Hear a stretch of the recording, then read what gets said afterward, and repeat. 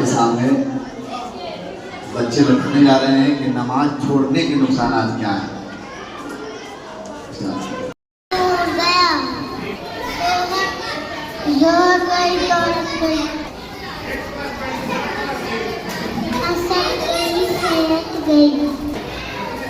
मगरिब गई, कामयाबी गई, गई पुरसकून नींद गई।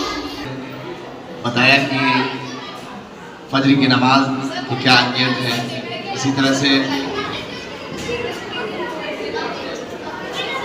ज़ोहर की नमाज की अहमियत बताई, असर की नमाज की अहमियत बताई, मगरिब की नमाज की अहमियत बताई और इशा की नमाज की अहमियत बताई। अल्लाह के रसूल सल्लल्लाहु अलैहि वसल्लम ने फरमाया कि नमाज जो है मेरी आंखों की ठंडक है। और नमाज के सिलसिले में फरमाया कि नमाज ही जो है अल्लाह तबारक व तआला से तकर्रुब यानी करीब होने का बेहतरीन ज़रिया है।